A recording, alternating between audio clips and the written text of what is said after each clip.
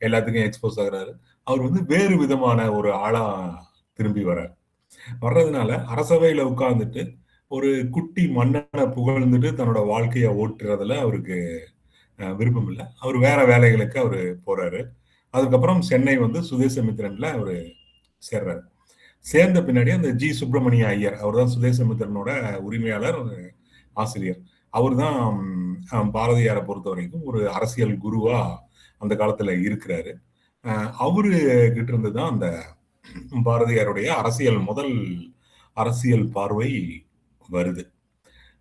வந்த உடனே என்ன ஆகுதுன்னா, சுப்பிரமணிய ஐயரே எதிர்பார்க்காத அளவுக்கு ஒரு விஷயம். சுப்பிரமணிய ஐயர் வேற, சுப்பிரமணிய பாரதியார் வேற. சரியா?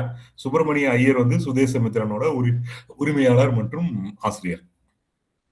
எதிர்பார்க்காத அளவுக்கு வந்து பாரதியார் வந்து தேசிய விடுதலை இயக்கத்துல ரொம்பவும் தீவிரமா இறங்குறாரு. தொடர்ந்து அதுல வந்து செயல்படுறாரு. அதை பத்தி நிறைய செய்திகள் எல்லாம் இருக்கு. சிலதெல்லாம் ரொம்பவும் வேடிக்கையா இருக்கும். என்னன்னா, நானா சாஹிப்னு தோழர்களுக்கு வந்து தெரியும். நானா சாஹிப் வந்து 1857ல முதல் சுதந்திர போறப்போ பிரிட்டிஷுக்கு எதிராக போராடிய ஒரு மன்னர். அவர் வந்து என்ன ஆனாருன்னு தெரியறதில்ல, போர்ல தோற்கடிக்கப்பட்ட பின்னாடி. இப்ப ஜான்சி ராணி கொல்லப்படுறாரு, தாந்தியா தோப்பை வந்து பிடித்து தூக்கிலிடப்படுறாரு. இப்படி எல்லாம் பலதெல்லாம் நடக்குது. ஆனா நானா சாஹிப் என்ன ஆனாரு அப்படிங்கிறது ஒரு மர்மமாவே இருக்கு.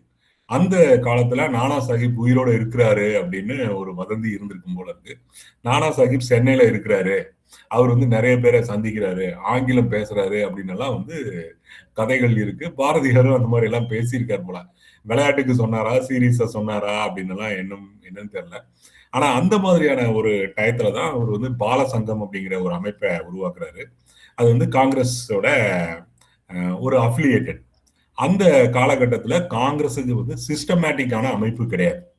அது ஒரு பொத்தாம்பதுவான ஒரு அமைப்பா திலகர், கோகலே இவங்களுடைய அந்த கரிஷ்மா அதுல வந்து இயங்குது. ரொம்பவும் சிலர் தான் காங்கிரஸோட உறுப்பினர்கள் அப்படின்னு சொல்லி அறியப்பட்டிருந்தாங்க.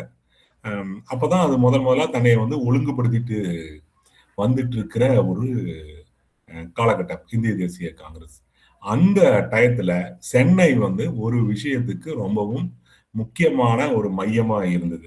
என்ன அப்படின்னு சொன்னா, அந்த சென்னையில தான் தியாசபிகல் சொசைட்டி இருந்தது. தியாசபிகல் சொசைட்டியில அன்னி பெசன்ட் அம்மையார் தான் அதை நடத்திட்டு இருக்கிறாங்க.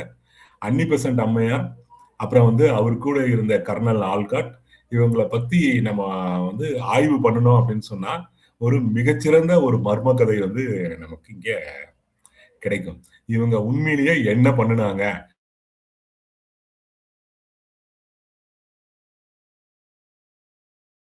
ஒரு ஃபெமினிஸ்டா இருக்கிறார், நிறைய தொழிற்சங்க போராட்டங்கள் எல்லாம் ஈடுபடுறாங்க. அங்க வந்து பெர்னாட் ஷாவோட அவருக்கு ஒரு காதல் ஏற்படுது. அதுக்கப்புறம் அது வந்து முறியுது. அன்னி பெசன்ட் அம்மையாரோட அந்த ஒரு ரொம்பவும் சுதந்திரமான அந்த போக்கு, ஃபெமினிசம், இந்த மாதிரியான பல விஷயங்களோட பெர்னாட் ஷாக்கு வந்து ஒத்து போக முடியல. அந்த பெர்னாட் ஷாவும் ஒரு ஃபேபியன் சொசைட்டியை சேர்ந்தவர் தான், சோசியலிஸ்ட் தான். ஸ்டாலின் மேலெல்லாம் ரொம்ப ஆழமான அன்பு கொண்டவர். ஆனா அந்த காலத்துல புரட்சியெல்லாம் நடக்கல. அந்த டயத்துல வந்து அந்த ரெண்டு பேருக்கும் இடையிலான காதல் வந்து உடையுது. அன்னி பெசன்ட் அம்மையார் அதற்கு பின்னாடி, ஏன்னா அப்பவே அவர் வந்து கணவனை பிரிந்து இருக்கிறார், டிவோர்ஸ், குழந்தைகள் எல்லாத்தையும் பிரிஞ்சு. அதுக்கப்புறம் அவர் இந்தியாவுக்கு வர்றார். இந்தியால தியாசபிகல் சொசைட்டியோட அவர் வந்து இணைஞ்சுக்கிறார். இந்த தியாசபிகல் சொசைட்டி அப்படிங்கிறது வந்து ரொம்பவும் ஒரு மர்மமான ஒரு அமைப்பு. இந்த அமைப்பை வந்து மேடம் பிளாவட்ஸ்கி அப்படிங்கிற ஒரு ரஷ்யன் பெண் வந்து அமெரிக்கால உருவாக்குறாங்க. அவங்க வந்து மாய தோற்றங்கள் காண்றாங்க, நிறைய பேரை வந்து இல்லூஷன்ஸ் மூலமா வந்து பார்க்கறது, இப்படி எல்லாம் நிறைய விஷயங்கள்லாம் நடக்குது. அவரு இந்த பிளாவட்ஸ்கியுடைய அந்த போதனைகள்ல இருந்து வந்த அந்த மாயத்தோற்றம், அந்த ஒரு சப்கான்சியஸ் லெவலுக்கு வந்து போறது, ஒரு வகையான தியானம், இதுல இருந்து எல்லாத்துலயும் தான் இந்த மாடர்ன் ஆர்ட் அப்படிங்கிறது வருது. கனவு நிலை அதை வந்து வரையறது, நம்ம வந்து அதை இன்டர்பிரட் பண்ணிக்கலாம் நம்மளோட விருப்பப்படி அப்படின்னு சொல்லிட்டு. அது ரொம்பவும் சுவாரஸ்யமான ஒரு ஒரு ஒரு கதை. அது வேற கதை. வாய்ப்பு இருக்கிறவங்க the hidden hands of modernism அப்படின்னு சொல்லிட்டு ஒரு டாக்குமெண்ட்ரி இருக்கு, அது பாருங்க, ரொம்பவும் நல்லா இருக்கு. அதுல அந்த மாடர்ன் ஆர்ட் வந்து பின்னாடி பெரிய அளவுக்கு ஒரு பக்கம் இடதுசாரிகள்னாலையும் இன்னொரு பக்கம் வந்து சிஐஏனாலையும் வேற விதமா வளர்த்து எடுக்கப்படுது. அது வேற கதை. ஆனா அந்த தியாசபிக்கல் சொசைட்டில இருந்த ஒரு முக்கியமான ஒருத்தர் தான் கர்னல் ஆல்காட். அவர் வந்து இந்தியாவுக்கு வராரு. இந்தியால சென்னையில தங்கி அவர் மையமா இருக்கிறாரு. அவரு வந்து என்ன பண்றாருன்னா இலங்கையில புத்த மதத்துக்கு புத்துயிர் கொடுக்கிறார். அதற்கு முன்னாடி புத்த மதம் அப்படிங்கிறது வந்து செதறி போயிருக்கு. ஒரு மதமாவே அது வந்து இல்லாம அது வந்து இந்து கடவுள்களை கும்பிடுறது இந்த மாதிரி ஒரு சிதறி போன ஒரு தன்மையுடையதா இருக்குது. அப்போ அவரு வந்து என்ன பண்றாருன்னா அநாகரிக தர்மபாலா அப்படின்னு சொல்லிட்டு ஒருத்தரை ஒரு புத்த பிட்சுவை ப்ரொமோட் பண்றாரு. ப்ரொமோட் பண்ணி புத்த மதத்துக்கு ஒரு புத்துயிர் கொடுத்து இலங்கையில இருந்த 2 இனங்களையும் மத அடிப்படையில பிரிக்கிறது அப்படிங்கிறதுக்கான ஒரு வடிவுகால் ஒரு அச்சாரம் ஒரு தொடக்கத்தை அவர் வந்து ஏற்படுத்துறார். அது ஒரு விதமான பிரிட்டிஷ் அரசோட உதவி இல்லாம இதெல்லாம் நடந்திருக்குமா அப்படிங்கிறது ஒரு டவுட் தான். அநாகரிக தர்மபாலாவும் விவேகானந்தர் பேசின அந்த சிகாகோ மாநாட்டில் அவர் பேசுறாரு. அவர் பெரிய அளவுக்கு வந்து ஃபோக்கஸ் ஆகுறாரு. திரும்பி வந்து இலங்கையில புத்த மதத்துக்கு அவர் புத்துயிர் கொடுக்குறாரு. அதுக்கப்புறம் என்ன நடந்ததுன்னு உங்களுக்கு தெரியும். சிங்களர்கள் வந்து தங்களை முழுக்க புத்திஸ்டுகளா அடையாளப்படுத்திக்கிறாங்க. கிறிஸ்டியனா மாறி இருந்த இந்த ஜெயவர்தன சந்திரிகா இந்த குடும்பங்கள் வந்து தங்களை புத்திஸ்ட் சிங்களவர்களா அடையாளப்படுத்திக்கிறாங்க. அரசியல் அதிகாரத்தை வந்து கைப்பற்றாங்க. ஒரு போகுது. அதுக்கப்புறம் மிகப்பெரிய ஒரு பிளவுக்கு வந்து அது உள்ளாகுது. இது ஒரு கதை. இங்க அன்னிபெசன்ட் அம்மையார் வந்து அன்னிபெசன்ட் அம்மையார் இந்த ஆல்காட் இந்த மாதிரியான ஆட்கள் வந்து என்ன பண்றாங்கன்னா ஜெய கிருஷ்ணமூர்த்திய புடிச்சிட்டு வராங்க. புடிச்சிட்டு வந்து அவர் வந்து ஒரு கடவுளோட அவதாரம்னு ப்ரொமோட் பண்றாங்க. ஐரோப்பாவுக்கு வந்து அவரை கூட்டு போறாங்க. இவர் வந்து கடவுளுடைய அவதாரம், இவர் வாழ்ற கடவுள் அப்படின்னு எல்லாம். ஆனா ஜெய கிருஷ்ணமூர்த்தி அதுக்கு உடன்படுறது இல்லை. ஜெய கிருஷ்ணமூர்த்தியோட அழகு, ஆங்கிலம், ஒரு ஜீனியஸ் இது எல்லாத்தையும் பார்த்து இவர் தான் வெள்ளக்காரங்களை ஏமாத்துறதுக்கு சரியான ஆளா இருப்பாரு அப்படின்னு சொல்லி உருவாக்குறாங்க. ஆனா ஜெய கிருஷ்ணமூர்த்தி அங்க போயிட்டு நான் அப்படி எல்லாம் கிடையாது, நான் ஒரு சாதாரண மனுஷன் தான் அப்படின்னு சொல்லிட்டு தனக்கே உரிய ஒரு கேள்வி பதிலுமான ஒரு தத்துவ முறையை அதன் மூலமா வந்து தேடுறது, தானே வந்து தேடிக்கிறது அப்படிங்கிற ஒரு முறையை வந்து ஒரு உருவாக்குறாரு. இந்த ஜெய கிருஷ்ணமூர்த்திய கடவுளா ப்ரமோட் பண்றதுங்கிற முயற்சி வந்து பாரதியார் அங்க இருக்கும்போது தான் நடக்குது சென்னையில. பாரதியார் இதை வந்து கடுமையா திட்டுறாரு. இதற்கு எதிராக வந்து ஒரு புத்தகம், ஒரு பொன்வால் நரி அப்படின்னு சொல்லிட்டு அதை வந்து ஆங்கிலத்துல எழுதுற the fox with golden tail அப்படின்னு நெட்ல அடிச்சீங்கன்னா உங்களுக்கு வந்து தெரியும். உன்னை வந்து எழுதுறாரு. இங்கிலாந்துல இருந்து அது வேற விதமா எப்படின்னா ஈசாப் கதை பாணியில இருக்கும். எப்படின்னா விலங்குகள் மூலமா சில விஷயங்களை வந்து சொல்றது. அது ரொம்பவும் அட்டகாசமான உத்தி. பாரதியார் பண்ணின நிறைய விஷயங்கள் வந்து இன்னும் முழுசா பேசப்படவே இல்லை. ஈசாப் கிட்ட இருந்து அந்த உத்தியை எடுத்துக்கிட்டது அப்படிங்கிறதே ஒரு ரொம்பவும் அறிவுபூர்வமான ஒரு விஷயம். ஏன்னா தோழர்களுக்கு தெரியும், ஈசாப் வந்து ஒரு அடிமை, பாரசீக நாட்டை சேர்ந்த ஒரு அடிமை. அவருடைய கதைகள் எல்லாமே எப்படின்னா ஓனாய் வந்து எப்படி ஆட்டை சாப்பிடுது பொய் சொல்லி, இந்த மாதிரி எல்லாம் வலிமையானவர்கள் வலிமையற்றவர்களை எப்படி எல்லாம் ஏமாத்துறாங்க, கொள்ளையடிக்கிறாங்க, விழுங்குறாங்க அப்படிங்கிறத பத்தினதான் அது வந்து இருக்கும். ஆனா வேறு விதமா இருக்கும். அவரால் அப்படிதான் சொல்ல முடியும். அதனால அந்த மாதிரி அவர் வந்து சொல்றாரு. பொன்வால் நரியும் அந்த மாதிரியான ஒண்ணுதான். வேற நாட்டுல இருந்து இன்னொரு நாட்டை ஆக்கிரமிக்கிறதுக்கு நிறைய பேர் வந்து அதனுடைய பணம் இது எல்லாத்தையும் கொள்ளையடிக்கிறாங்க. ஒரு இந்த பொன்வால் நரி வந்து அந்த நாட்டோட ஆன்மீக குருவா மாறிடுது. அதான் அன்னிபெசன்ட் அம்மையார். இந்த மாதிரியான ஒரு கதையை வந்து எழுதுறாரு. அது இந்தியா முழுக்க அது வந்து ரொம்பவும் ஃபேமஸ் ஆயிரு. பழைய இந்திய பாணியிலான பஞ்சதந்திரம் இந்த மாதிரி பாணியில எழுதப்பட்ட ஒரு ஒரு அட்டகாசமான கதை, ஆங்கில கதை. அதுல அதான் என்னன்னா அன்னிபெசன்ட் அம்மையார் மேல அல்லாட்டி தியாசபிக்கல் சொசைட்டி மேல நிறைய விமர்சனங்கள் இருக்கு. திராவிட இயக்கம் மிகப்பெரிய ஒரு விமர்சனத்தை வந்து வைக்குது. காங்கிரஸ் காந்தியவாதிகளுக்கும் கூட அவ்வளவு ஒன்றும் பெரிய அன்னிபெசன்ட் அம்மையார் மேல அத்தனை ஒன்றும் பெரிய உடன்பாடு கிடையாது. இப்படிலாம் இருக்கு. பாரதியார் வச்ச விமர்சனம் அப்படிங்கிறது ரொம்பவும் முக்கியமான ஒண்ணு. அவர் வந்து அன்னிபெசன்ட் அம்மையார் நடத்திட்டு இருந்த பத்திரிகையிலேயே கூட நிறைய கட்டுரைகள், கதை, வாசகர் கடிதங்கள் வந்து எழுதுறாரு. கடமை இந்த மாதிரியான பல விஷயங்களை பத்தி. அப்போ 23, 24 வயசு தான் அவருக்கும் இருந்திருக்கும்னு நினைக்கிறேன். இந்த பார்வை அப்படிங்கிறது வந்து ரொம்பவும் முக்கியமானது. ஏதோ ஒரு இடத்துல இந்த அன்னிபெசன்ட் அம்மையாரோட ஹோம் ரூல் இயக்கம், அன்னிபெசன்ட் அம்மையார் வந்து காங்கிரசுக்கு தலைவராக இருந்தது, இதுல வந்து பிரிட்டிஷ் அரசுடைய ஒரு பங்கு இருந்தது அப்படிங்கிறத வந்து முதல்லயே தெரிஞ்சுக்கிட்ட ஆட்கள்ல பாரதியார் ஒருவர். அந்த வயசும் அந்த மாதிரியான அந்த அவ்வளவு சின்ன வயசுலயே அவருக்கு அந்த புரிதல் வந்து இருந்தது. இதுல பின்னாடி வேடிக்கையா இன்னொன்னு வந்து நடக்குது. பாரதியார் பின்னாடி பாண்டிச்சேரி போயிட்டு அங்கிருந்து திருப்பியும் இந்தியாவுக்கு வரும்போது அவரை அவரை வந்து ஜெயில வச்சிருக்க கூடாது, அவரை விடுதலை பண்ணணும்னு முயற்சி எடுத்தவங்கள அன்னிபெசன்ட்டும் ஒருத்தர். பாரதியார் அதற்கு நன்றியும் சொல்றாரு. ஸோ வாட் எவர் என்னவா இருந்தாலும் அந்த அன்னிபெசன்ட் மேலான தன்னுடைய கருத்தை பாரதியார் மாத்திக்கிட்ட மாதிரி கடைசி வரைக்கும் தெரியல. ஒருபோதும் அவர் தியோசபிக்கல் சொசைட்டியோட தொடர்புலையும் இருந்ததில்லை. அந்த மாதிரியான எதுக்கும் அவர் வந்து போகவே இல்லை. அதுக்கு பின்னாடி வந்து என்ன ஆகுதுன்னா, காங்கிரஸ் கட்சி காந்தியால கைப்பற்றப்படுது. அன்னிபெசன்ட் அம்மையார் வந்து தூக்கி அதுல இருந்து வெளியே வீசப்படுறாங்க.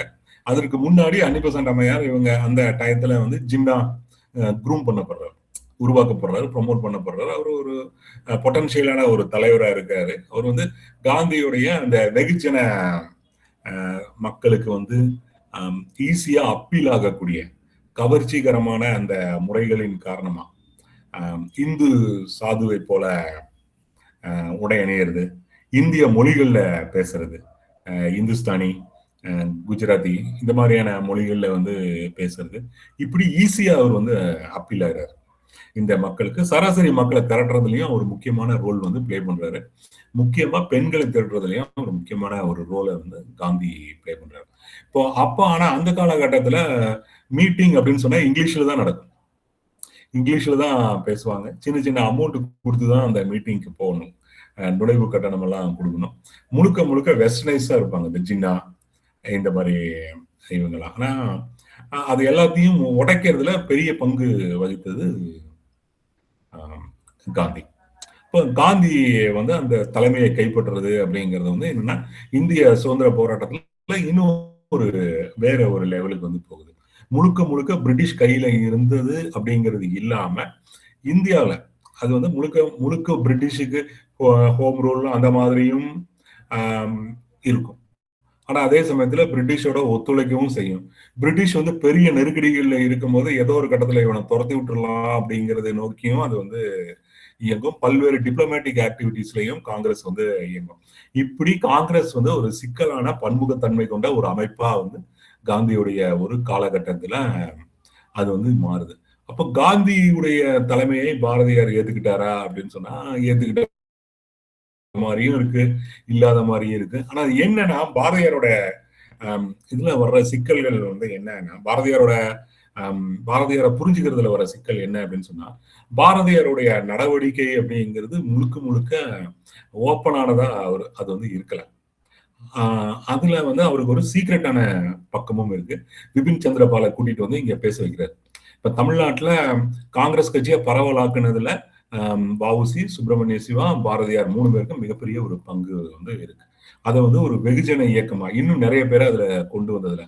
ஆனா பாரதியார் வந்து ஒரு தலைவரா இங்க அறியப்படுறதில்லை. அவர் ஒரு கவிஞராகவும் தனிமையில வாழ்ந்து சரியா அவர் வாழ்ந்த காலத்துல அவருடைய புகழ், அவருடைய ஜீனியஸ் வந்து புரிந்து கொள்ளப்படாம மரணம் அடைந்த ஒருத்தராகவும் இப்படி பாக்குறது தான் நம்மளுடைய ஒரு வழக்கமா இருக்கு. ஆனா ஒரு மக்களோட ஒரு கலந்து வாழ்றாரு. ஆர்கனைஸ் பண்றதுக்கு வந்து அவரு முயற்சி பண்றாரு. பல வேலைகள் வந்து அவரு செய்யறாரு. அவரு சொன்னதெல்லாம் சில நினைவு குறிப்புகள் இருக்கு. எக்கச்சக்கமான நினைவு குறிப்புகள் இருக்கு. எக்கச்சக்கமான பேர் பாரதியாரை பத்தி விதவிதமா பாண்டிச்சேரியில, சென்னையில பத்தி எல்லாம் எழுதியிருக்காங்க. அதுல ஒருத்தர் வந்து அவர் சொல்றாரு, ஒரு 50,000 பேரை வந்து வெடிகுண்டுகளோட நம்ம தயார் பண்ணிட்டோம் அப்படின்னு சொன்னா பிரிட்டிஷ் அரசை வந்து நம்ம வந்து விரட்டிட முடியும், தோற்கடிச்சிட முடியும் அப்படின்னு சொல்லி பாரதியார் ஏறக்குறைய 1905, 6 அந்த வாக்குல சொன்னதா அவர் வந்து சொல்றாரு. ஒரு பாலடைஞ்ச ஒரு வீட்டுல வந்து இந்த மாதிரியான புரட்சிகர நடவடிக்கைகள் வந்து நடந்ததா சொல்றாரு. ஆனா அவர் எந்த விதமான ஆயுத போராட்ட நடவடிக்கையிலையும் அவர் வந்து பாரதியார் வந்து ஈடுபடவே இல்லை. ஆனா அதற்கான தயாரிப்புகளோ வாய்ப்புகளோ இருந்தா பண்ணக்கூடிய ஒரு தன்மை வந்து பாரதியார்கிட்ட இருந்தது. ஸோ பாரதியார் வெளியே காட்டுற முகம் வந்து வேறையா இருக்கு. பாரதியாருடைய உள்ள முகம் வந்து வேறையா இருக்கு. அதுதான் வந்து பாரதியார் பத்தின பிரச்சனை. இன்னைக்கு வந்து நம்மளுடைய நண்பர்கள் மதிமாறன், அப்புறம் மருதையன் இவங்கெல்லாம் பேசுறதுல இருக்கிற சிக்கல் என்னன்னா, இந்தியாவில வந்து பிரிட்டிஷ் இளவரசர் இந்தியாவுக்கு வந்த போது அவர் புகழ்ந்து கட்டுரை கவிதைகள் வந்து பாரதியார் எழுதினாரு அப்படின்னு சொல்லி சொல்றாங்க. எழுதினார், உண்மைதான். அது பாரதியார் எழுதின கவிதைகள் தான், சுதேசமித்திரன்ல தான் வருது. அது என்னவா இருக்குது அப்படின்னு சொன்னா, காங்கிரஸோட மிதவாத பிரிவு அவரை வந்து வரவேற்கிறது அப்படிங்கிற ஒரு முடிவுக்கு வருது. அப்போ சுதேசமித்திரன் வந்து ஜி சுப்பிரமணிய ஐயர், அவர் ஒரு மிதவாத பிராமணன். அவருடைய பத்திரிகை அது இருக்குது, அதுல இவர் வேலை செய்யறாரு. எழுத சொன்னா எழுதினார், அவர்தான். ஆனா அதே டயத்துல அவருடைய ஃபயர் பிராண்டா அதை விட்டு போட்டு வெளியே போகிறதுக்கான சூழ்நிலை இருந்ததா, தனக்கு வேற ஒரு அடையாளம் தேவைப்பட்டுச்சு, இந்த மாதிரியான ஒரு சூழ்நிலையும் பாரதியாருக்கு வந்து இருந்தது. அப்படி இருந்துச்சுன்னா அவர் ஏன் அன்னி பெசன்ட் அம்மையாரை வந்து அவர் எதிர்க்கணும்? எக்ஸ்போஸ் பண்ண பொன்வால் நரி அப்படிங்கிற அந்த கதையை வந்து எழுதணும். இப்படி நிறைய விஷயங்கள் வந்து இருக்கு பாரதியாருக்கு. அப்ப அந்த மாதிரியான ஒரு டயத்துல தான் 1908 இதுக்கு எதிராக பிரிட்டிஷ் அரசு வந்து ஒரு பெரிய நடவடிக்கை எடுக்குது, கிராக்டவுன். அந்த மாதிரியான அதுக்கு ஒரு கொஞ்சம் முன்னாடி வ.உ. சிதம்பரனார் காங்கிரஸ் உடைய சென்னை மாகாண பிரிவுக்கு செயலாளரா தேர்ந்தெடுக்கப்படுறாரு. அது ஒரு முக்கியமான ஒரு பிரேக்கா இருக்கு. ஒரு தேசிய முதலாளித்துவ தன்மைகளை அவர் வந்து காட்டுறாரு. இப்போ இந்த கப்பல், ஒரு கப்பல் கம்பெனி தொடங்கணும் அப்படிங்கிறது ரொம்ப முக்கியமான ஒரு ஒரு விஷயம். அது தேசிய முதலாளித்துவ தன்மை கொண்ட ஒண்ணு. இப்போ அந்த மாதிரியான விஷயங்களை வந்து அவர் பண்றாரு. இப்போ ஆனா பிரிட்டிஷ் அரசு வந்து என்ன பண்ணுது அப்படின்னு, டாடா பிர்லா கிட்ட நடந்துகிட்டது, பஜாஜ் இவங்க கிட்ட நடந்துகிட்ட முறை வந்து வேற மாதிரி இருக்கும். தேசிய முதலாளிகள் கிட்ட அவங்க நடந்துகிட்ட முறை வந்து வேற மாதிரி இருக்கும். வ.உ.சிக்கு ஏற்பட்ட நிலைமை வந்து நம்ம எல்லாருக்குமே தெரியும். இதே மாதிரி பெங்கால் கெமிக்கல்ஸ் அப்படின்னு சொல்லிட்டு ஒரு சயின்டிஸ்ட், அவர் வந்து வங்காளத்துல பெங்கால் கெமிக்கல்ஸ் அப்படின்னு சொல்லிட்டு ஒரு அலோபதி மருந்து தயாரிக்கிற ஒரு நிறுவனத்தை உருவாக்குறாரு. அந்த நிறுவனம் வந்து இந்தியாக்குள்ளேயே தயாரிக்குது, மருந்துகளை வந்து தயாரிக்குது, ரொம்ப குறைவான விலைக்கும் வந்து கொடுக்குது. அது வந்து தொடர்ந்து பிரிட்டிஷ் அரசால தாக்கப்படுது. அது வந்து ஒரு தேசிய முதலாளித்துவ நிறுவனமா நம்ம சுனிதிகுமார் கோஷால குறிப்பிடப்படுது, ஒரு முக்கியமான தேசிய முதலாளித்துவ நிறுவனமா. அது ஆனா அது சுதேசி கப்பல் கம்பெனிக்கு ஏற்பட்ட நிலைமை வந்து அதுக்கு ஏற்படல. பெங்கால் கெமிக்கல் சர்வைவ் ஆகுது. எப்படியோ பல்வேறு நெருக்கடிகளுக்கு இடையில தாக்கு பிடிச்சு நின்று கடைசியில 89, 90 அது வந்து குளோபலைசேஷன் வந்த பின்னாடி அது கடைசியா இழுத்து மூடப்படுது. இப்போ இந்த மாதிரியான அந்த சுதேசி கம்பெனி, இது மாதிரியான முயற்சிகள்ல வந்து பாரதியாருடைய பங்கும் இருக்கு. 100 பேர் அங்க காங்கிரஸ் கூட்டத்துக்கு வந்து கூட்டிட்டு போகணும் அப்படிங்கிறது, மிதவாதிகளுக்கு எதிரான போராட்டங்கள்ல ஈடுபடுறது, இங்க சூரத் காங்கிரஸ்ல, அதுக்கு பின்னாடி கல்கத்தால, இதுல எல்லாத்துலயுமே பாரதியாருடைய ஒரு பங்கு வந்து இருக்கு. அப்போ வ.உ.சி கைது செய்யப்படுறாரு. இந்தியா முழுக்குமே 1907, 8 ஒரு பெரிய கிராக் டவுன் வந்து நடக்குது. இதுக்கு முன்னாடி இன்னொரு விஷயம், ரஷ்யால ஆகா வென்று எழுந்தது பாரு யுக புரட்சி அப்படின்னு சொன்னது மட்டும்தான் நமக்கு வந்து தெரியும் பாரதியார் ரஷ்ய புரட்சியை பத்தி. 1905 எழுச்சியை பத்தியும் பாரதியார் வந்து எழுதியிருக்காரு. 1912 பத்தியும் பாரதியார் வந்து எழுதியிருக்காரு. அப்ப அந்த மாதிரி அவர் வந்து தொடர்ந்து அதைய கவனிச்சுட்டே இருக்காரு, என்ன நடக்குது அப்படின்னு சொல்லிட்டு. எழுச்சிகள், அப்போ எழுச்சி அப்படிங்கிறது வந்து ஏகாதிபத்திய எழுச்சியா மட்டுமே பார்க்காம, வலியவர்களுக்கு எதிராக எளியவர்கள் நடத்துற அந்த போராட்டத்தையும் அவர் வந்து ஒரு எழுச்சியாகவும் வரவேற்கத்தக்க ஒன்னாவும் தான் அவர் வந்து பாக்குறாரு. தன்னைய ஒடுக்கப்பட்ட மக்கள் கூட ஐடென்டிஃபை பண்ணிக்கிறார். இப்ப அதேதான் பிஜி தீவுல இந்த துன்பக்கேணி அப்படிங்கிற ஒரு அற்புதமான ஒரு குறுநாவலை புதுமைப்பித்தன் எழுதுறாரு. அந்த வார்த்தையை வந்து பாரதியார்கிட்ட இருந்து தான் புதுமைப்பித்தன் வந்து எடுத்துக்கிறார். அது இந்து மாதர் அப்படின்னு எல்லாம் வருது. ஆனா வாட்டம் அந்த சொல்ல போனா அங்க போய் ரொம்ப சிரமப்பட்ட பஞ்சம சூத்திர சாதியை வந்து இந்துன்னு ஏத்துக்கிறதே கூட ஒரு பெரிய விஷயமா தான் எனக்கு வந்து தோணுது. அந்த காலத்துல அதெல்லாம் வந்து விளக்கமே கிடையாது.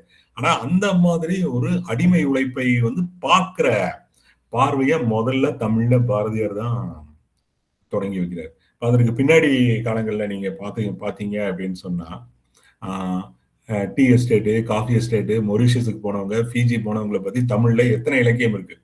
பாரதியாரோட அந்த ஒரு பாட்டு, புதுமைப்பித்தனோட துன்பக்கேணி.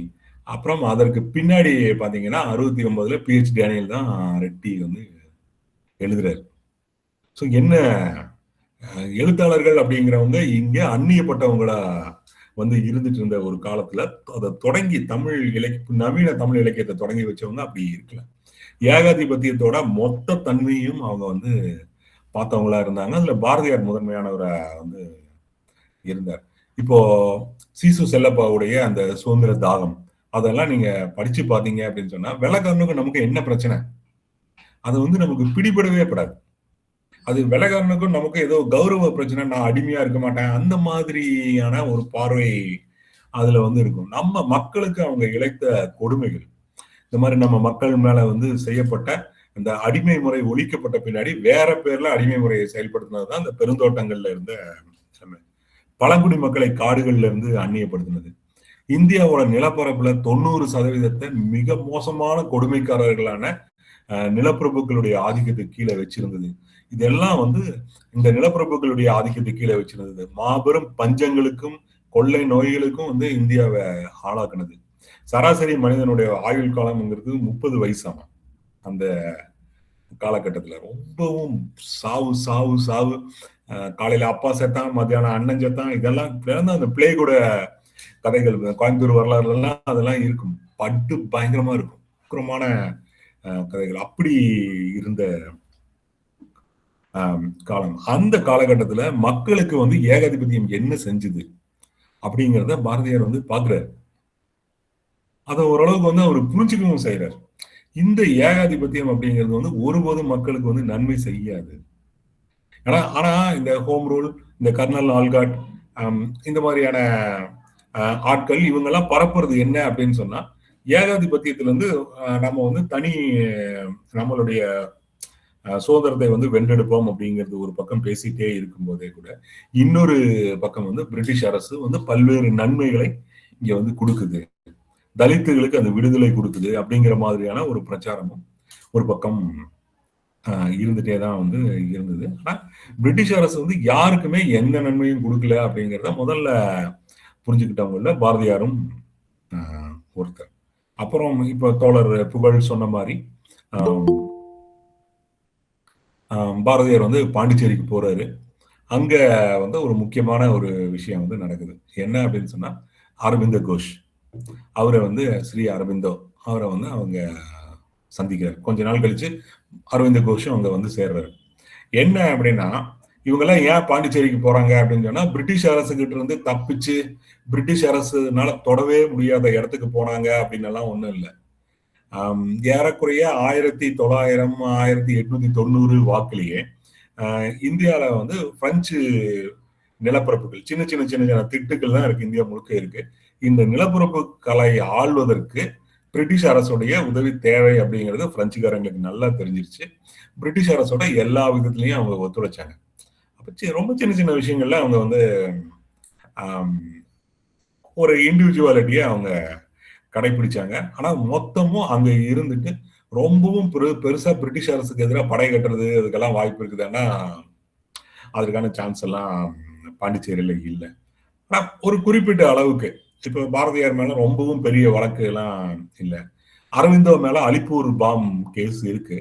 ஆனா அதான் ஃபர்ஸ்ட் குதிரம் போஸ் அந்த வழக்கு அரவிந்தோ மேல இருக்கு. அதை தூண்டி விட்டது அரவிந்தர் தான் அப்படின்னு சொல்லிட்டு அப்புறம் அந்த வழக்குல ஒரு முக்கியமான சாட்சி கொல்லப்படுறாரு. அதுக்கப்புறம் அரவிந்தர் வந்து சிறைவாசத்துக்கு பின்னாடி வெளியே வர்றாரு. வெளியே வந்ததுக்கு அப்புறம் அவர் வந்து அரசியல்ல இருந்து தன்னைய டிஸ்டன்ஸ் பண்ணிக்கிறார். டிஸ்டன்ஸ் பண்ணிட்டு பாண்டிச்சேரி வர்றார். பாண்டிச்சேரி வந்ததுக்கு அப்புறம் வங்காளத்துல இருந்து சில பேர் வராங்க. அவர் வந்து அவரை சுத்தி ஒரு சின்ன குழு ஏற்படுது. பாரதியார் அவரோட நெருக்கமாகிறார். இப்ப இவங்க 2 பேரும் ரொம்ப அரசியல் பேசுவாங்க. இதெல்லாம் அரவிந்தரோட இன்ஃபுளுயன்ஸ்னால என்ன ஆகுது அப்படின்னு சொன்னா, அரவிந்தர் வந்து ஒரு வித்தியாசமான ஒருத்தர். அவங்க அப்பா வந்து அரவிந்தர் தான் வங்காளி அப்படிங்கிறத மறந்துடணும் அப்படின்னு வந்து விரும்புறாரு.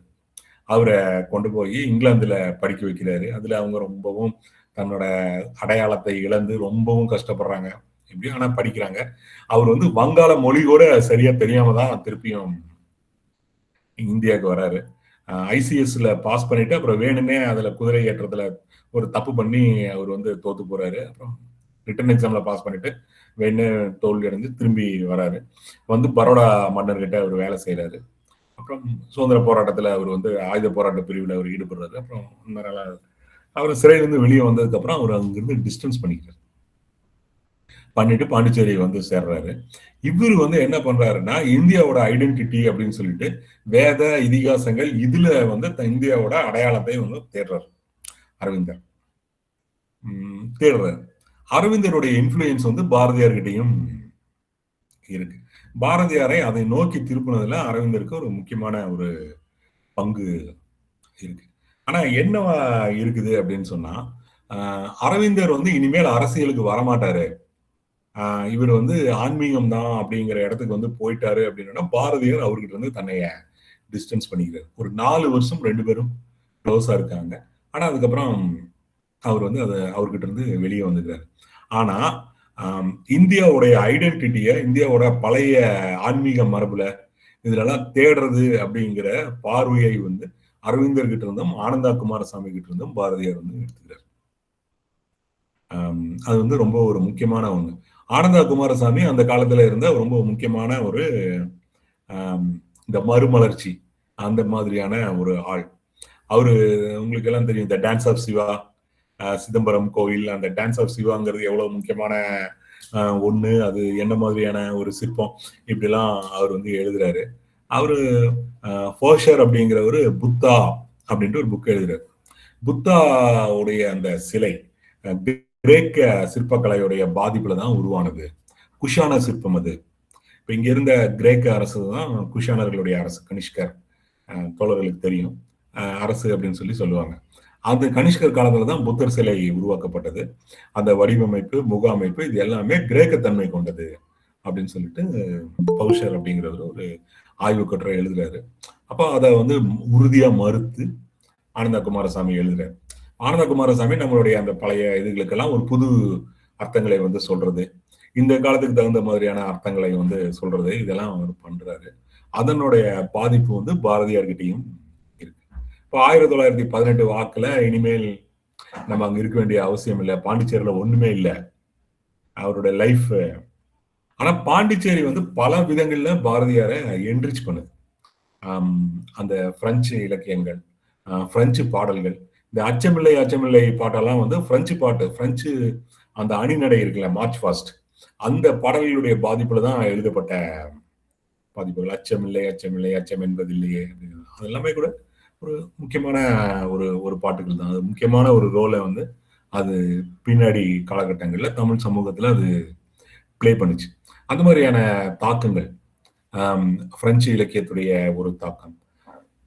அதே மாதிரி ரொம்பவும் பிடிவாதமா தமிழ் புலவர்கள் மாதிரி அது எப்பவுமே பாரதியார்கிட்ட இருக்காது. மொழியை வந்து பல்வேறு கட்டுப்பாடுகளுக்கு உள்ள சிக்க வைக்கிறது அப்படின்னு அதுல இருந்தெல்லாம் ஒரு வெளியே வர்றாரு.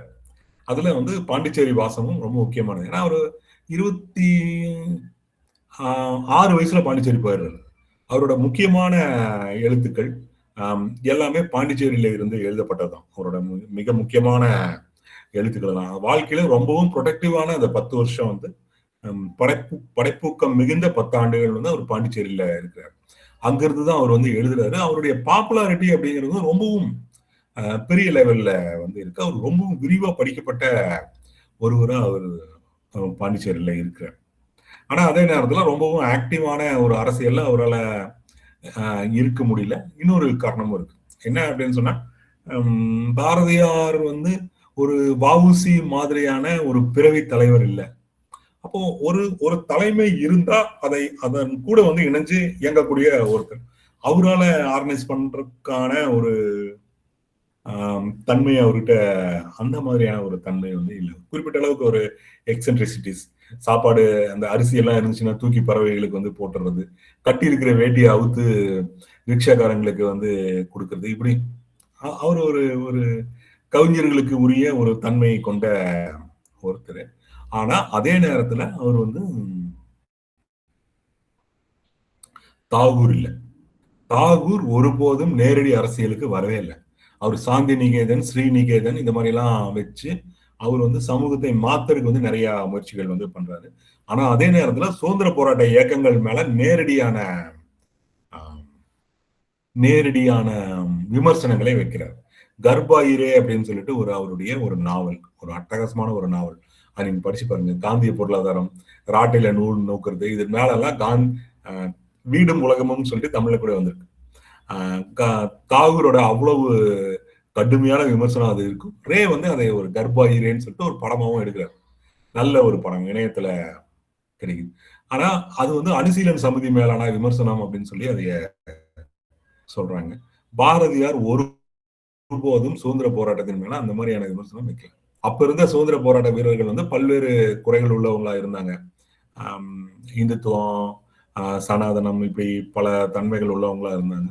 ஆனாலும் கூட முதன்மையான எதிரி வந்து பிரிட்டிஷ் ஏகாதிபத்தியம் அப்படிங்கிறதையும், இந்த மாதிரியான ஆட்களோட இயங்க வேண்டிய ஒரு தேவை இருக்குது அப்படிங்கிறதையும் பாரதியார் உணர்ந்தவரா இருந்தார். இப்ப வாஞ்சிநாதன் வந்து பாண்டிச்சேரிக்கு வர்றாரு 11ல 1911ல பாண்டிச்சேரிக்கு வந்து வாவேசு ஐயர், நீலகண்ட பிரம்மச்சாரி இவங்களெல்லாம் சந்திக்கிறாரு. பாரதியாரையும் அவர் வந்து பாக்குறாரு. வாவேசு ஐயர் அவருக்கு பயிற்சி அளிக்கிறாரு அப்படின்னு சொல்றாங்க.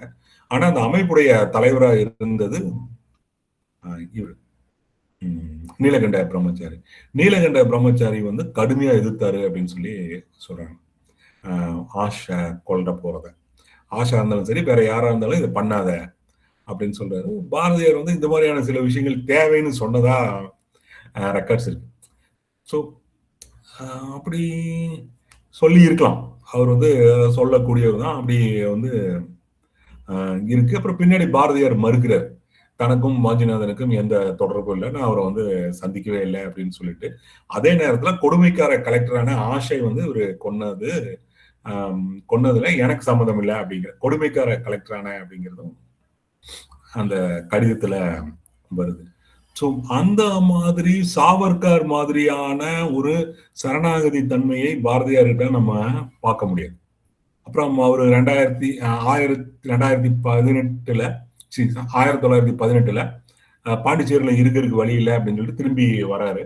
திரும்பி வரும்போது பல்வேறு நிபந்தனைகள், திருநெல்வேலியில குடியிருக்கணும், என்ன எழுதினாலும் இன்ஸ்பெக்டர்கிட்ட காட்டிட்டு தான், போலீஸ்கிட்ட காட்டிட்டு தான் வெளியிடணும், அப்படின்லாம் பல்வேறு நிபந்தனைகள் ஒத்துக்கிறார்.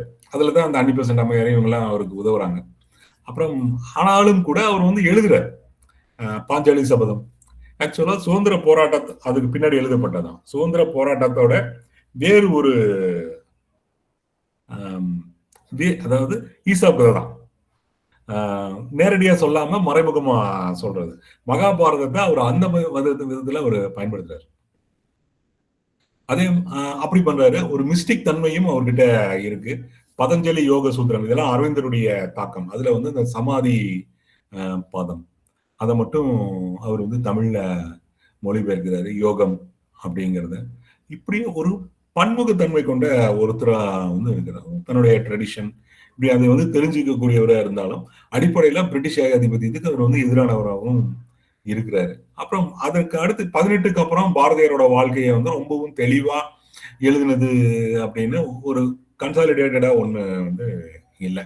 அதுக்கப்புறம் அவர் வந்து அங்க சென்னையில இருந்தாரு, வறுமையில இருந்தாரு, யானை அவரை வந்து தாக்குச்சு, அதுக்கப்புறம் இறந்துட்டாரு அப்படின்னு சொல்லி டிசென்ட்ரி அப்படின்னு மட்டும்தான் இருக்கு. அப்புறம் அவர் சென்னை வராரு. அதுக்கப்புறமும் கூட வாராவுடைய அந்த கதை பாரதி அவருடைய அந்த அட்டகாசமான அந்த புக், அதுதான் பாரதியாரை பத்தின ஒரு பிக்சரை கொடுத்த ஒரு புத்தகம், வாரா எழுதின பாரதி. அதுல அவர் வந்து காந்தியை பார்த்த அந்த சம்பவம் இருக்கு, புகழ்பெற்ற சம்பவம். இன்னொரு தடவை அதை சொல்ல வேண்டிய அவசியம் இல்லை. காந்தியை வந்து அவர் பாக்குறாரு, அவர் பார்க்கல அப்படின்னு சொல்லிட்டு இன்னும் சில விவாதங்களும் இருக்கு. அது பார்த்துருக்கிறதுக்கு வாய்ப்பு இல்லை. அவர் கடையத்துல இருந்தாரு, எப்ப வந்தாரு என்ன அப்படின்னு எல்லாம் சொன்னாரு. ஆனா அவரு பிரிட்டிஷ் அரசு வந்து ரொம்பவும் பெருசா அவரை கட்டுப்படுத்தல. அவர் வந்து சென்னையில எல்லாம் வந்துட்டு போயிட்டு தான் இருந்திருக்காரு போல தெரியுது. சென்னைக்கு வந்திருக்கிறாரு. ஏன்னா அவரோட இறப்பு கூட திருவல்லிக்கணியில தான் நடக்குது. அவரு இருந்த அந்த வீட்டுல தான் நடக்குது. ஸோ அவர் வந்து சென்னைக்கு வந்திருக்கிறாரு. சென்னையில இருந்திருக்காரு, கடற்கரை கூட்டங்கள்ல கலந்துக்கிறாரு. எல்லாமே தான் வந்து நடந்துட்டு இருக்கு. ரொம்ப ஆக்டிவா இல்லைன்னாலும், காங்கிரஸோட உறுப்பினரா இல்லைன்னாலும் பாரதியார் வந்து இயங்கி இருக்காரு. அரசியலா இருந்திருக்காரு, எழுதியிருக்காரு. அவருக்கு இருந்த கட்டுப்பாடுகள் காரணமா அவர் வந்து அந்த அளவுக்கு அவரால் ஓப்பனா பண்ண முடியல. அப்புறம் 2வது வறுமை, அதனால வர்ற உபாதைகள், அப்புறம் அந்த அந்த கஞ்சா பழக்கம், இதெல்லாம் வந்து சேர்ந்து அவரு அவருடைய செயல்பாட்டை வந்து ரொம்பவும் பெரிய அளவுக்கு அவரை வந்து பாதிச்சிருச்சு. ஒரு விதமான தனிமை, இந்த மாதிரி எல்லாம் தான் ஃபேமிலியில அவருக்கு செல்வாக்கு இல்லாம இருந்தது. இப்படியெல்லாம் தான் அவரை வந்து ஒரு விதத்துல பாதிக்குது. ஆனாலும் அவர் வந்து தன்னோட ஏகாதிபத்திய எதிர்ப்பு அப்படிங்கிறதுல ரொம்பவும் தீவிரமா சீரியஸா தான் இருக்கிறார். இப்போ பாரதியார நாம வந்து பாரதியாருக்கு ஷெல்லியை ரொம்ப பிடிக்கும். இப்போ பாரதியார் வந்து ஷெல்லியா அப்படின்னு பார்த்தா ஷெல்லியை ஒரு படி மேல வைக்கிறதுக்கு ரொம்ப காரணம் என்னன்னா, இந்த மாதிரியான பதஞ்சலி யோக சூத்திரம் இப்படியான டீவியேஷன்ஸ் வந்து ஷெல்லி கிட்ட இருக்காது. ஆனா ஷெல்லி 29 வயசுல இறந்துட்டார். அது வந்து என்னன்னா ஷெல்லி கிட்ட அது இல்லை. ஷெல்லி வந்து நேரடியா பங்கெடுக்கிறதுக்கு அயர்லாந்து போறாரு. அதுக்கப்புறம் மாஜினி, கரிபால்டி, புரட்சி நடந்துட்டு இருந்த இத்தாலி போறாரு. பல விஷயங்கள் வந்து சொல்றாங்க. மார்க்ஸ் கூட ஷெல்லி இன்னும் கொஞ்சம் காலம் வாழ்ந்திருந்தா பாட்டாளி வர்க்க கவிஞனா மாறி இருப்பாரு அப்படின்னு சொல்லி அவர் வந்து சொல்றாரு. ஆனா புரட்சி கவிஞன் அப்படின்னு சொல்லி புகழப்படுற முக்கியமான ஒருத்தரா ஷெல்லி இருக்கு. பாரதியார் வந்து ஷெல்லியான ஷெல்லியும் தான், இல்லையும் தான். இந்தியாவோட தன்மை வந்து பாரதியார்கிட்ட இருக்கு. இந்தியாவோட இந்த அரவிந்தர், இந்த ஆனந்தா குமாரசாமி, அந்த டயத்துல ஒரு கோசாம்பியோ ஒரு ரொமிலா தாப்புரோ இது எப்படி இன்டர்பிரட் பண்றதுன்னு பாக்குறதுக்கான ஆய்வுகள் இருந்திருந்தா, ஒரு கட்சி இருந்திருந்தா வழி நடத்துறதுக்கு இந்த மாதிரியான ஒரு பார்வைகள் இருந்திருந்தா அவரு அதை எப்படி பார்த்திருப்பாருன்னு சொல்ல முடியாது. ஏன்னா அவர் வந்து நிறைய பிரேக் பண்றாரு. ஒரு மாந்தோப்புல பல்வேறு சாதியை சேர்ந்தவர்கள் உட்கார்ந்து பேசுறதுங்கிறது வந்து வழக்கம் தான். அப்ப அவங்க எல்லாமே தான் சாப்பிடுவாங்க அப்படின்னு சொல்லி சொல்றாரு. பாரதியார் மனைவி இல்லாம இருந்த காலத்துல பாரதியார் வீட்லயும் அந்த மாதிரியான கூட்டங்கள் நடந்தது அப்படின்னு சொல்லி சொல்றாங்க. அவர் இந்து சனாதனம் அப்படின்னு சொன்னாலும் கூட அவருனால வந்து அந்த இஸ்லாமிய வெறுப்பு அப்படிங்கிறது பெரிய அளவுக்கு அவர்கிட்ட இல்லாம தான் வந்து இருந்திருக்கு. அப்புறம் இந்த பூணூல் போட்டு விட்ட கதை இதெல்லாம் தெரியும் இல்லையா? அப்புறம் அந்த பார்ப்பன சமூகத்தினால மிகப்பெரிய ஒரு பாதிப்புக்கு வந்து அவர் உள்ளாகிறாரு. அதை எதிர்த்து வந்து அவரு சண்டை போடுறாரு. பெண்கள் விஷயத்துக்காக அவர் நிறைய பேசுறாரு. காந்தி மேல அவர் கடுமையான விமர்சனம் வைக்கிறார். பெண்களுடைய மறுமணத்தை பத்தி பேசணும் அப்படின்னு சொன்னா இளமை காலத்துல திருமணமாகி 1 வயசு 2 வயசு 3 வயசுல எல்லாம் பொண்ணுங்களுக்கு கல்யாணம் பண்ணி வச்சிருவாங்க. புருஷன் வந்து கால்ரால மலேரியால பிளேக்ல பஞ்சத்துல செத்து போயிடுவான். அப்புறம் அந்த பொண்ணுங்க வாழ்நாள் முழுக்க அப்படியே இருக்கும். இதெல்லாம் எதிராக வந்து காந்தியும் தான் பேசுறாரு, வேண்டாம் அப்படிங்கிறாரு. ஆனா மறுமணம் அப்படின்னு வரும்போது அவர் பண்றதில்லை. அது பின்னாடி இந்து முஸ்லீம் கலவரம் எல்லாம் வந்து காலமெல்லாம் மாறி 45 அந்த மாதிரியான 40கள்ல அவர் வேற லைனை வந்து அவர் காந்தி எடுக்கிறார். அது அப்போ பாரதியார் வாழ்ந்த காலத்துல காந்திக்கு அந்த மாதிரியான ஒரு பார்வை இல்லை. அவர் மேல கடுமையான விமர்சனம் எடுக்கிறார். நீ ஏன் மழுப்புற, நேரடியா சொல்லு அப்படின்னு சொல்லி சொல்றாரு. அதே மாதிரி விவேகானந்தர் மேலையும் ஒரு விமர்சனம் வைக்கிறார்.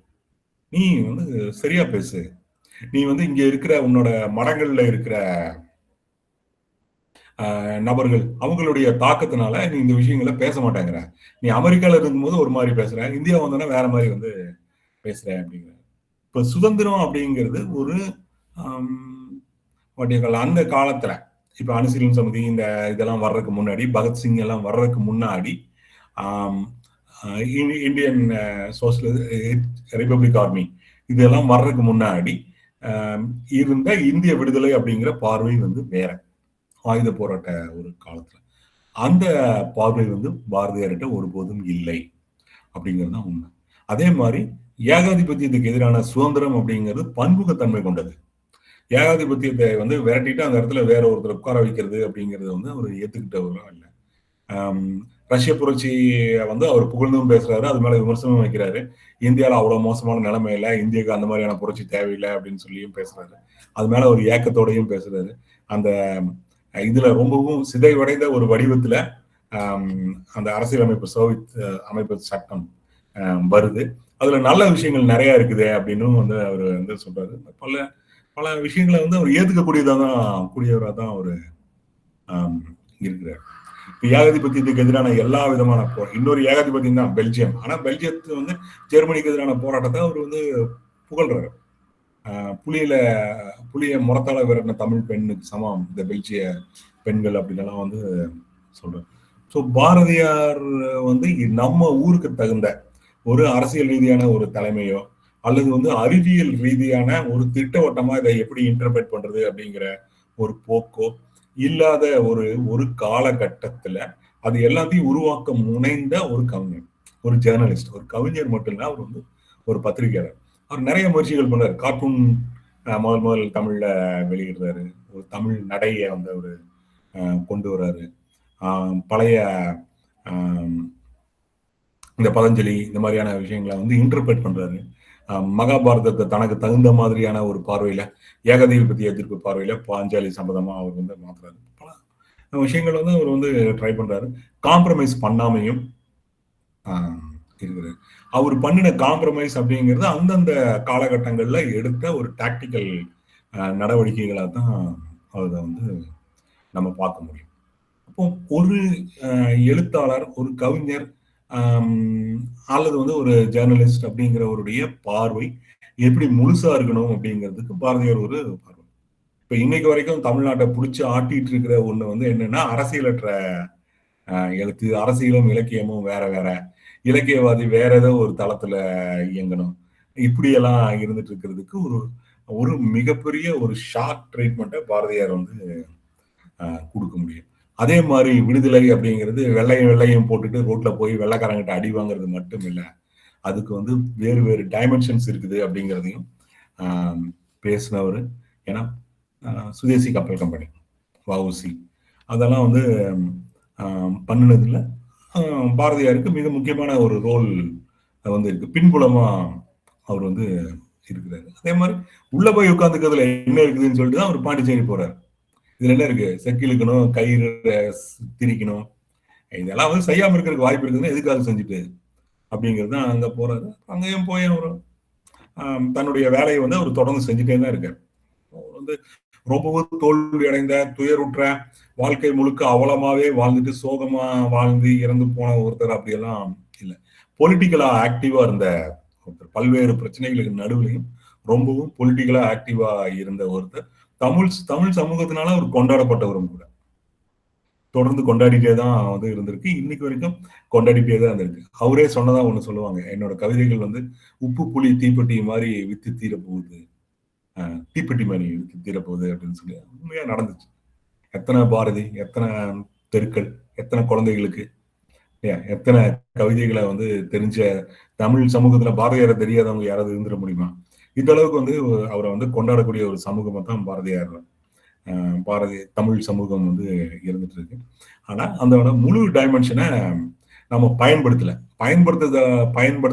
படுத்தாததோட விளைவு தான் இன்னைக்கு இருக்கிற அறிவு சமூகம் அப்படிங்கிறது. அரசியலற்ற ஒரு தன்மை, அரசியலற்ற ஒரு இலக்கியம், ரொம்பவும் தனி மனித தன்மை, இப்படி எல்லாம் இருக்கு. குளோபலைசேஷன் வந்த பின்னாடி தனி மனித தன்மை அப்படிங்கிறது இன்னமும் அதிகமாயிருச்சு. யார பக்கத்து வீட்டுக்காரனை நான் எதுக்காக பார்க்கணும் அப்படிங்கிற ஒரு பார்வையும் வந்துருச்சு. சமூகத்தை பார்க்கணும், சமூகத்தோட சேர்ந்து இயங்கணும், மொத்த சமூகத்துக்காகவும் முடிஞ்ச வரைக்கும் சிந்திக்கணும் அப்படிங்கிறத முதல்ல தெளிவா வெளிப்படையா பேசினவர் வந்து பாரதியார். இதோட வந்து முடிச்சுக்கலாம் அப்படின்னு நினைக்கிறேன். வாய்ப்புக்கு நன்றி.